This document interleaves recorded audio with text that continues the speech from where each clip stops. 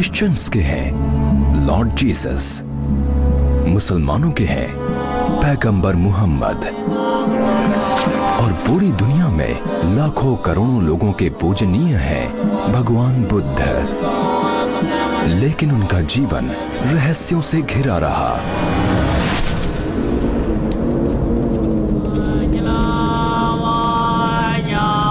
बुद्ध ने कहा था, अतीत को भुला दो, भविष्य को भी जाने दो। लेकिन रॉबिन कनिंघम उनके इन शब्दों के मुताबिक जीने को तैयार नहीं। रॉबिन डरहम यूनिवर्सिटी में आर्कियोलॉजी के प्रोफेसर हैं। नमस्ते। नमस्ते। और उनका पैशन है अतीत से जुड़े रहना। वो साउथ एशिया की आर्कियोलॉजी के बेहतरीन एक्सपर्ट्स में से एक हैं और बुद्ध के जीवन को लेकर अच्छे खासे इंटरेस्टेड हैं। बौद्ध धर्म का इतिहास इस देश के साथ बहुत ही करीब से जुड़ा है, जिसे आज हम नेपाल कहते हैं, क्योंकि नेपाल में ही बुद्ध का यानी कि राजकुमार सिद्धार्थ का जन्म हुआ था। बौद्ध परंपराओं के मुताबिक रानी माया देवी ने 2000 साल से भी पहले नेपाल में एक पेड़ के नीचे अपने बेटे सिद्धार्थ को जन्म दिया था। माया देवी का मंदिर यहाँ लुम्बिनी नामक शहर में है, जिसका नाम बुद्ध की माँ के नाम पर ही रखा गया है। मंदिर के बीच में रखा ये पत्थर इस बात की निशानी है कि यहीं राजकुमार सिद्धार्थ का जन्म हुआ था।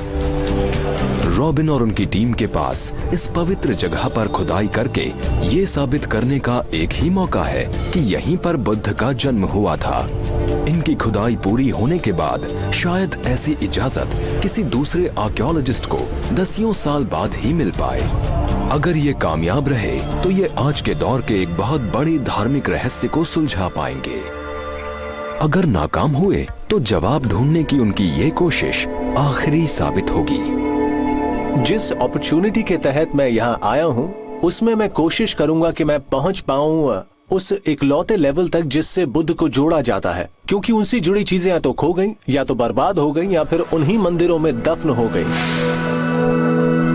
पूरे एशिया में बुद्ध के जीवन के साथ जुड़ी सभी साइट्स ऐसी हैं जहां पहुंचा नहीं जा सकता या उन्हें लूटकर बर्बाद कर दिया गया है। लेकिन लुम्बिनी की साइट एक रेयर अपॉर्चुनिटी को रिप्रेजेंट करती है। ये एक preserved UNESCO world heritage site है।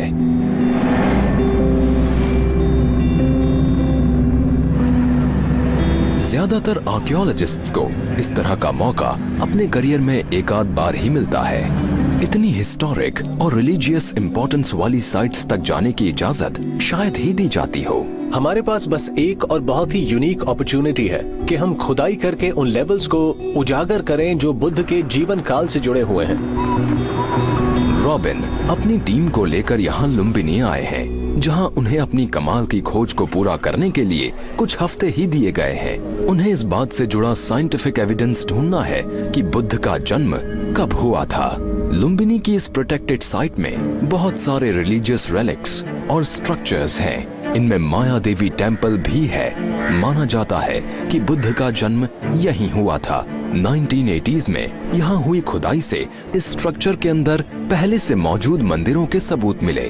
अब रॉबिन और उनकी टीम और आगे खुदाई करने की तैयारी में है और ये लोग जोश से भरपूर हैं। लुम्बिनी में इस जगह पर हमें शायद उन लेवल्स को छूने का इकलौता मौका मिल रहा है जहां बुद्ध का जन्म हुआ था, जहां वो रहे थे।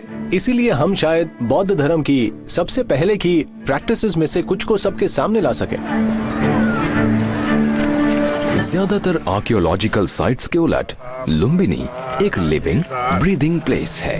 अपनी मृत्यु से ठीक पहले बुद्ध ने कहा था कि ये जगह पिलग्रिम्स के लिए एक डेस्टिनेशन बन जाएगी और 1000 साल से भी अधिक समय से पूरे एशिया से श्रद्धालु दुनिया की इस बेहद पवित्र जगह पर आते रहे हैं। वो यहाँ आते हैं अपने स्पिरिचुअल सवालों के जवाब पाने। लेकिन रॉबिन जो जवाब ढूंढ रहे हैं वो स्पिरिचुअल नहीं बल्कि साइंटिफिक है। बुद्धिज्म दुनिया के सबसे महान धर्मों में से एक है, लेकिन दुनिया के बहुत से धर्मों की शुरुआत की तरह ही हमें इसकी इनिशियल सेंचुरीज या शुरुआती बरसों के बारे में कुछ भी नहीं पता है। ये करियर को बदल कर रख देने वाला मौका है।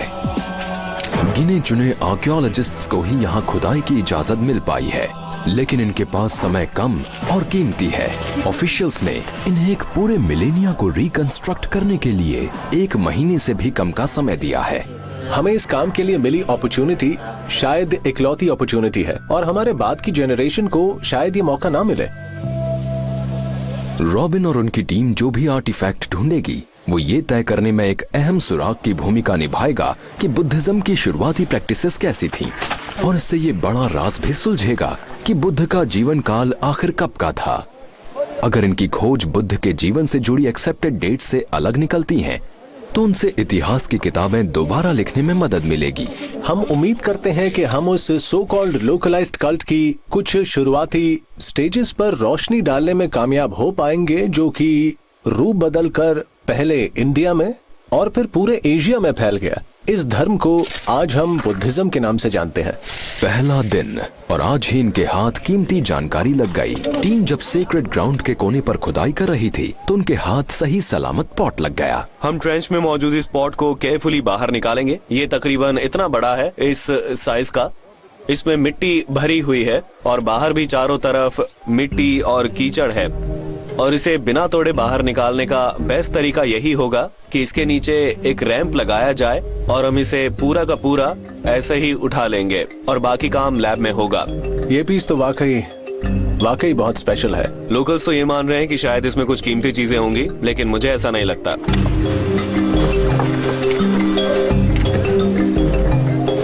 हम इस पॉट को चारों तरफ से लकड़ी से सपोर्ट देंगे और फिर इसे धीरे धीरे नीचे से काटेंगे और फिर नीचे वुडन सपोर्ट देंगे ताकि ऊपर उठाते वक्त ये लकड़ी के बोर्ड पर टिका हो।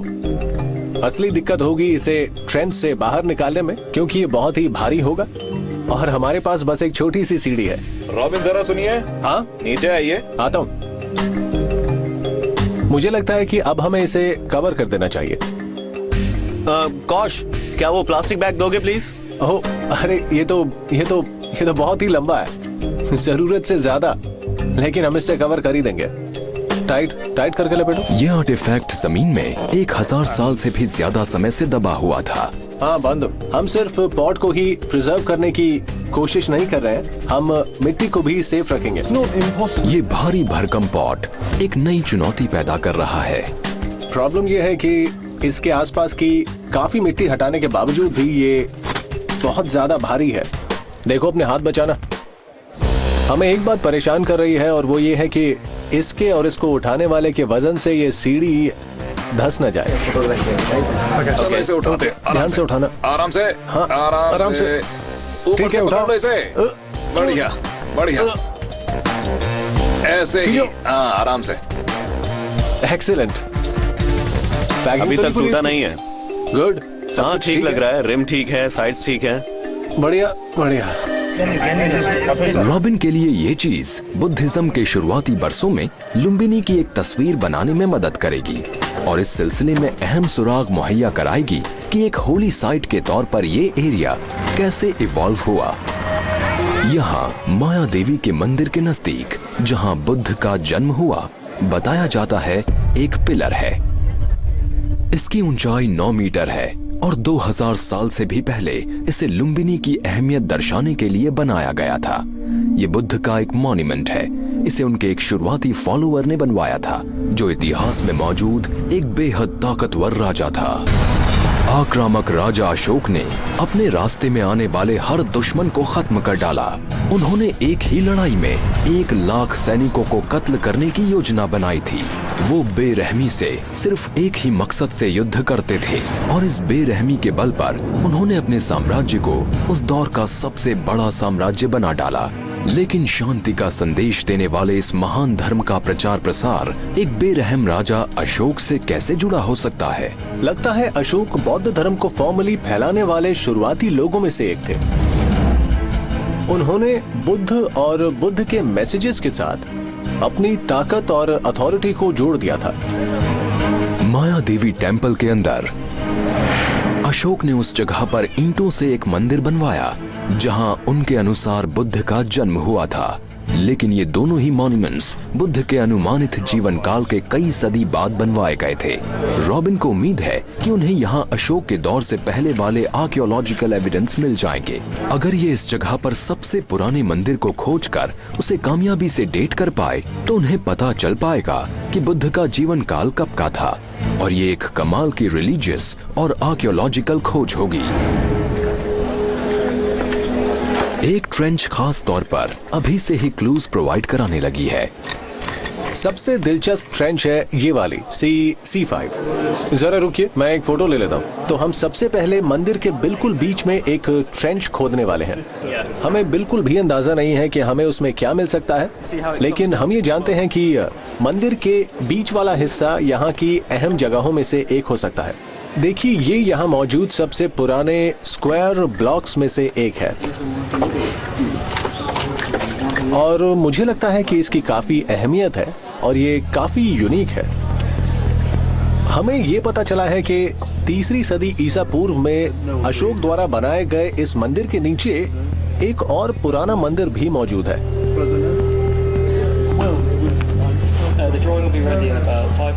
और वो मंदिर आर्किटेक्चर के नजरिए से बहुत ही यूनिक है। हम बहुत ही ध्यान से खुदाई करके और साइंटिफिक एनालिसिस के जरिए उस मंदिर को समझने की कोशिश कर रहे हैं। अशोक के दौर से पहले वाली रिलीजियस बिल्डिंग्स बुद्ध के जीवन से जुड़े रहस्य सुलझाने में एक अहम सुराग मुहैया करा सकती हैं। लेकिन रॉबिन आखिर ढूंढ क्या रहे हैं?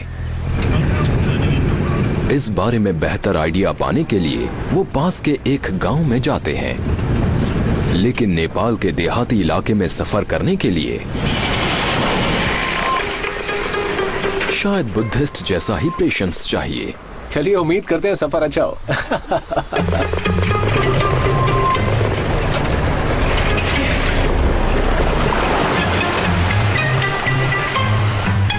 इस बात ने इस जगह को और एक्साइटिंग बना दिया जहां हम जा रहे हैं। तिलोरा कोट लुम्बिनी से तकरीबन 35 किलोमीटर दूर है।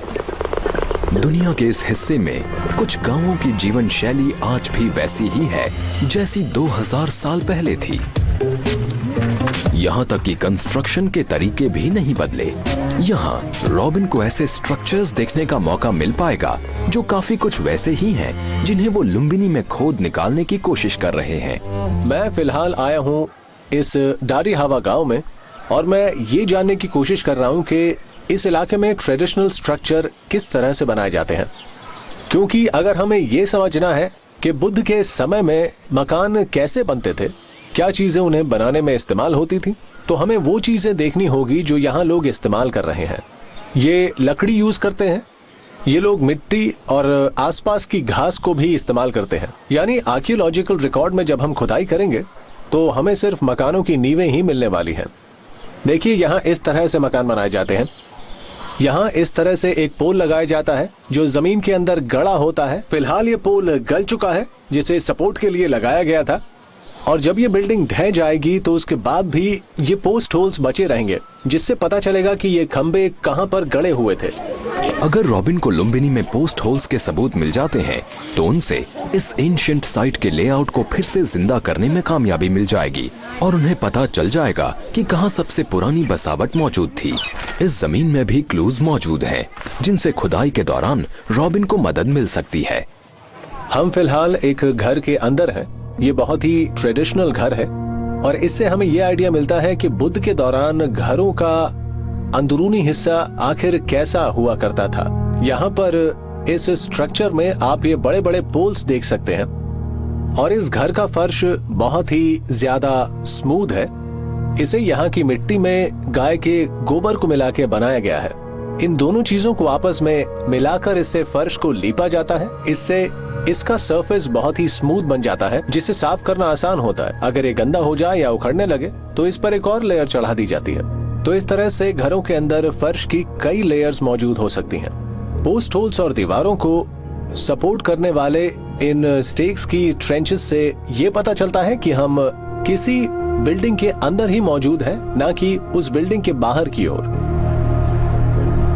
अगर रॉबिन और उनकी टीम को लुम्बिनी की डिग साइट के आसपास ऐसी ही इमारतें मिल जाती हैं, तो ये इस साइट के हिस्टोरिक सिग्निफिकेंस को तय करने में एक अहम सुराग साबित होगी। शायद इन्होंने हजारों साल पहले यहाँ मंक्स और पिलग्रिम्स को शेल्टर। आज भी बुद्धिस्ट्स यहाँ दूर दूर से भी पहुँचते हैं।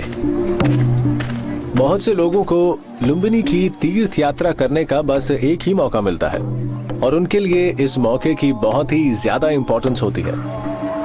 ऐसे कुछ तीर्थ यात्री हिमालय के ऊपरी इलाके किंगडम ऑफ मुस्टैंग से पैदल आते हैं और कुछ आते हैं इंडिया से।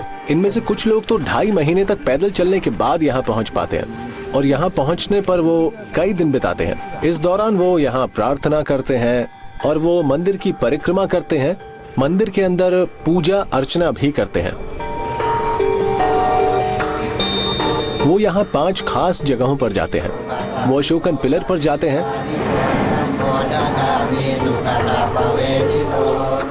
उनकी दूसरी जगह होती है माया देवी टेम्पल और मार्कस स्टोन। खंडहर सी दिखने वाली इस जगह को वो बहुत रिस्पेक्ट करते हैं और उनका मानना है कि यहीं पर बुद्ध का जन्म हुआ था।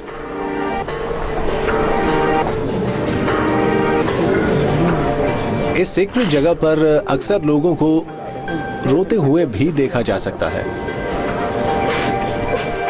इसके बाहर बौद्ध परंपरा के मुताबिक बना 7 सीढ़ियों वाला एक शाक्य टैंक है जो ठीक मेरे सामने है। माना जाता है कि माया देवी ने बुद्ध को जन्म देने के बाद इसी में स्नान किया था।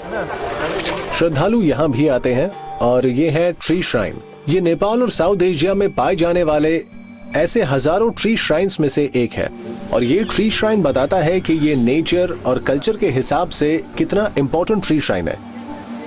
जब माया देवी प्रेग्नेंट थी और जब उन्होंने बच्चे को जन्म दिया तो उन्होंने अपने ऊपर मौजूद एक पेड़ को पकड़ लिया था। जब 5th और 6th सेंचुरी में चाइनीज पिलग्रिम्स यहाँ आए थे तो उन्होंने यहाँ पर एक मंदिर और एक पेड़ होने की बात कही है और ये भी कि इसी जगह पर बुद्ध का जन्म हुआ था। जन्म के बाद भी पीपल के पेड़ बुद्ध के जीवन में एक सेंट्रल रोल निभाते रहे। शाही परिवार से ताल्लुक रखने की वजह से वो दुख, दर्द या मृत्यु को जानते ही नहीं थे। लेकिन जब वो 29 साल के थे, उनकी शादी हो चुकी थी और उनका एक बेटा भी था, तब सिद्धार्थ ने महल छोड़ दिया और पहली बार लोगों को कष्ट में देखा। इस बात ने उन्हें पूरी तरह से बदल दिया। उनके लिए हर चीज के मायने बदल गए। तो एक रात वो अपना घर छोड़कर दुनिया के नए मायने ढूंढने निकल पड़े। कई साल तक उन्होंने एक साधु का जीवन जीने की कोशिश की। जब भूख की वजह से वो मृत्यु के करीब पहुंच गए तो उन्हें समझ आया कि ना तो उनका ये जीवन और ना ही उनका पुराना जीवन उन्हें बोध या शांति तक पहुंचा पाएगा। एक पेड़ के नीचे ध्यान लगाते हुए सिद्धार्थ ने मिडिल वे यानी मध्य मार्ग को खोजा और बस उन्हें बोध की प्राप्ति हो गई और वो बन गए बुद्ध।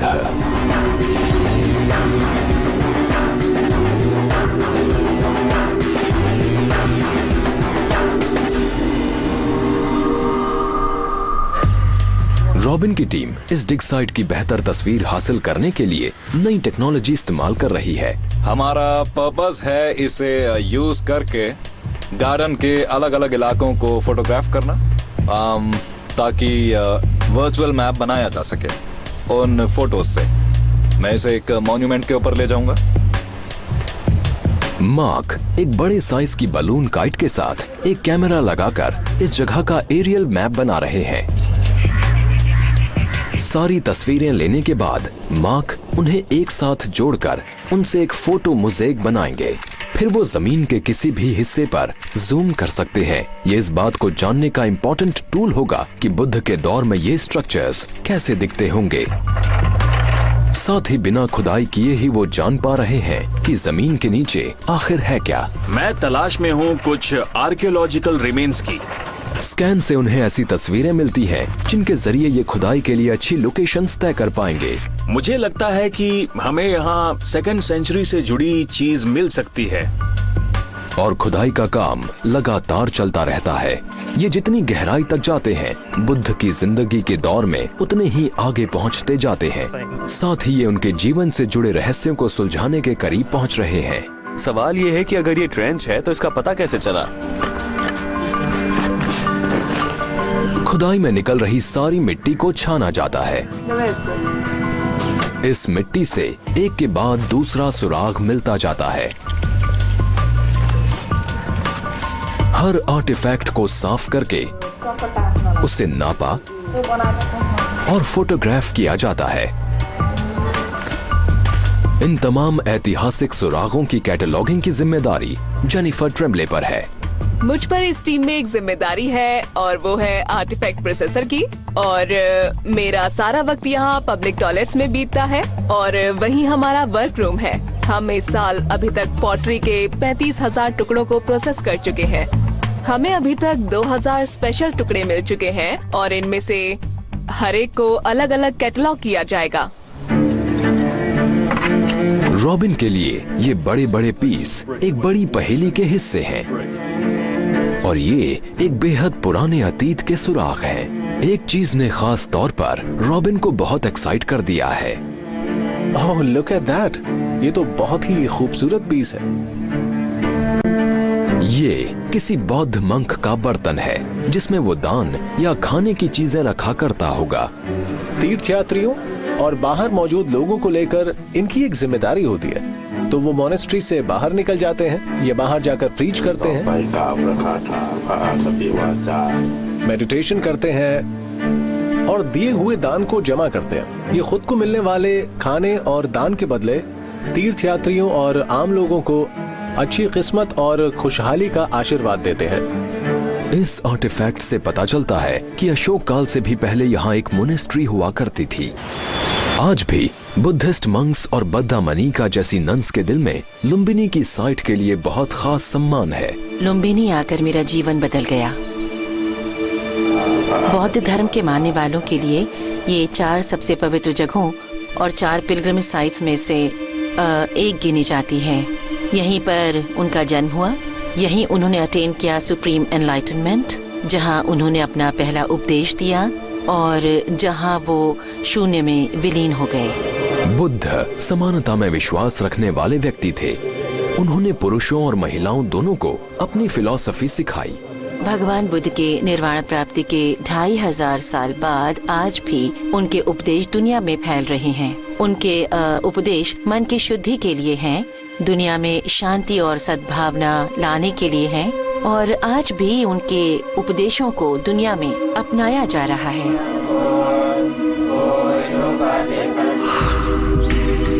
कई देशों ने यहाँ मंदिर बनाए हैं और उन्हीं के सामने मोनेस्ट्रीज मौजूद हैं जहाँ मंक्स और नन्स रहते हैं। पुराने वक्त की साइट पर भी ऐसा ही हुआ करता था। रॉबिन और उनकी टीम को ऐसे ही पोस्ट होल्स मिले हैं जैसे उस गांव में मिले थे। ये 2000 साल से भी पुराने हैं, यानी सम्राट अशोक के दौर से पहले के। अब हम डिटेल्स लेंगे और मुझे लगता है चम्मच इसमें काफी काम आएगी।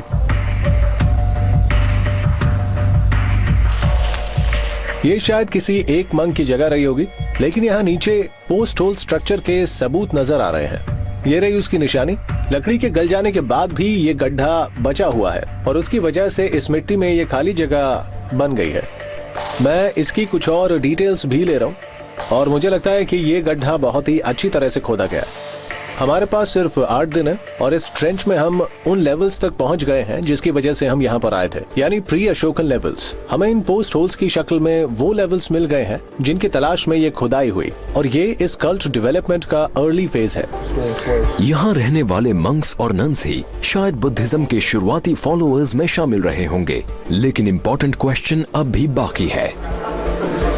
आखिर क्या चीज उन्हें इस जगह पर लाई होगी?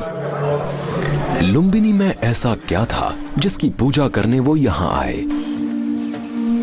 ये फिलॉसफी सबसे बड़ी फिलॉसफी है, सबसे ऊंची है ये। बाद में हुआ ये कि ये फिलॉसफी एक रिचुअल बन गई।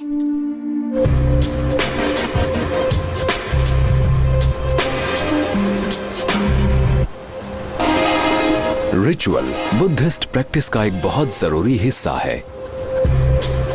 ये नन्स पवित्र माया देवी टेम्पल के चारों ओर परिक्रमा कर रही हैं। ये साइट के चारों तरफ मौजूद सख्त ब्रिक टाइल पर बहुत सी परिक्रमाएं करेंगी। इस प्रोसेस को सर्कम एम्बुलेशन कहा जाता है। ये बिना पैडिंग इस्तेमाल किए अपने शरीर को बार बार जमीन पर झुकाती हैं।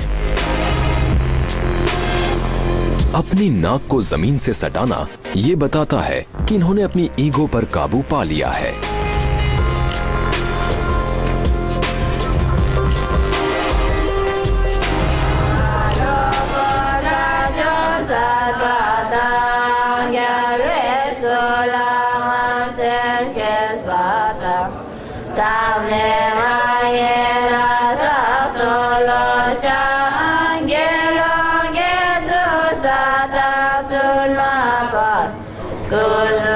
माया देवी टेम्पल के अंदर तिब्बती महिलाएं प्राचीन मंत्रों का उच्चारण करती रहती हैं।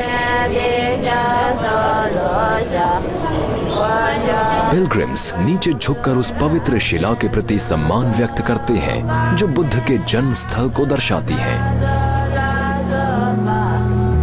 कुछ लोग इस पवित्र साइट पर आकर इतने जज्बाती हो जाते हैं कि इसकी मिट्टी को ही खाने लगते हैं।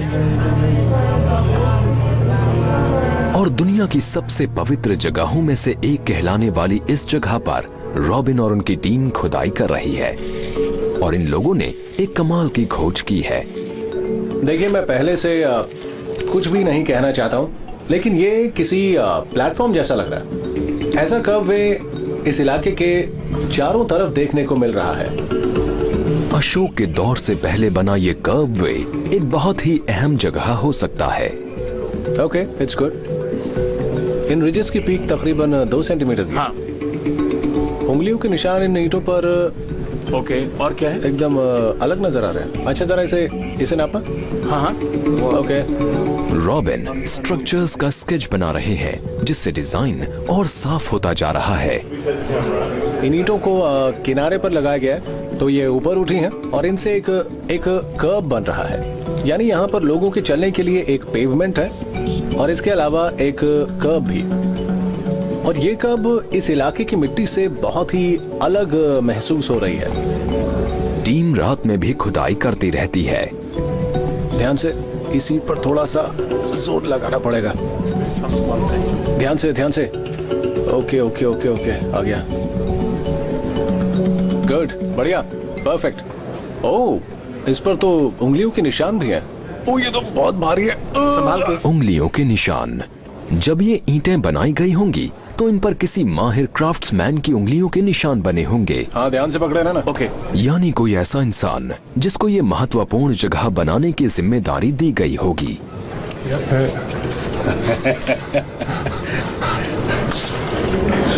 रॉबिन और उनकी टीम को कई सुराग मिलते हैं, लेकिन खुदाई के लिए उनके पास दिन कम।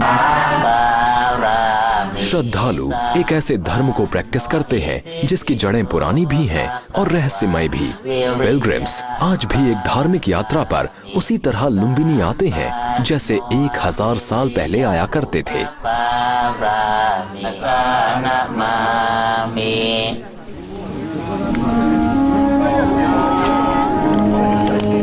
लेकिन उनकी श्रद्धा के पीछे ऐसी क्या खास बात थी जिसके कारण एक ही लोकेशन पर एक के बाद दूसरा मंदिर बनता गया।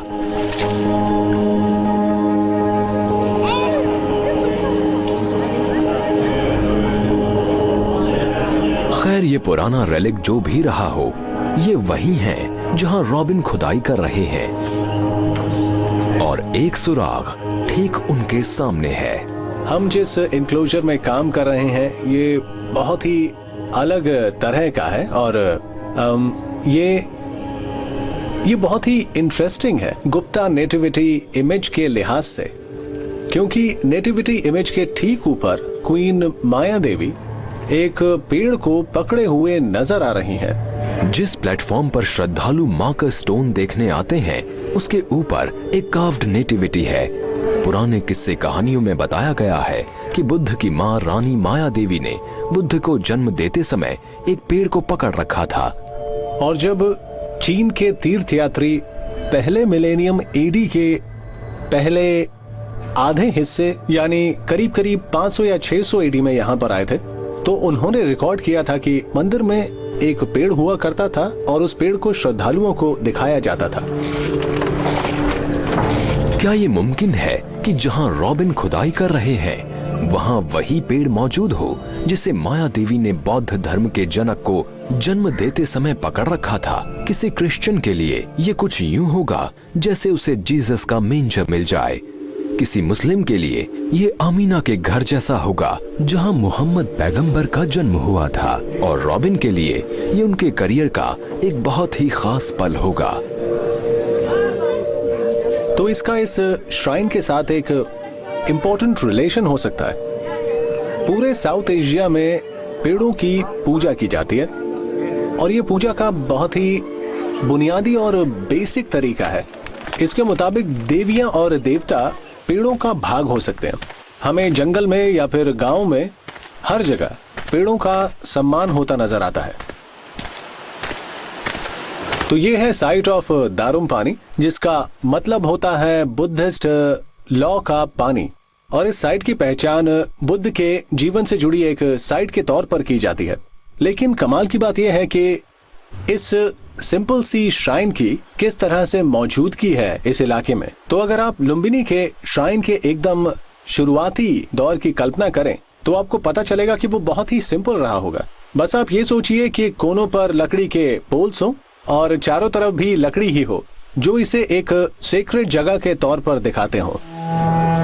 लकड़ी के खंबे जो ऐसे पोस्ट होल्स में लगे हों, लेकिन इन्हें यहाँ एक पेड़ की मौजूदगी से जुड़े ज्यादा दमदार सबूत चाहिए। इनके पास वक्त कम है और किस्मत भी अब जवाब देने लगी है। अब यहाँ बिजली बस जाने ही वाली है। शायद अगले 8 घंटे तक बिजली नहीं आएगी। हम जमीन के नीचे पानी तक भी पहुंचते जा रहे हैं। हमें ट्रेंचेस से पानी बाहर निकालने के लिए डीजल चाहिए और डीजल की भी कमी है। मंदिर में रुके रहने के लिए हमारे पास सिर्फ 2 दिन बचे हैं और हम कुछ बेहद दिलचस्प लेयर्स तक पहुंच गए हैं। अब बिजली और डीजल की एक्सेस को लेकर बहुत चिंता होती जा रही है। आई होप हम लोग अगले 2 दिनों के अंदर अपने इस काम को सक्सेसफुली पूरा कर लें।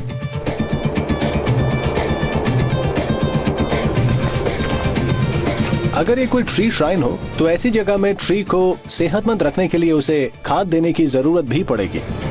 अगर रॉबिन को पेड़ की जड़ों और फर्टिलाइजर जैसे सबूत मिल जाते हैं तो फिर इस जगह को बुद्ध के जन्म की घटना से जोड़ा जा सकता है। ये काफी हद तक वही जगह है जहां से लुम्बिनी की कहानी शुरू होती है।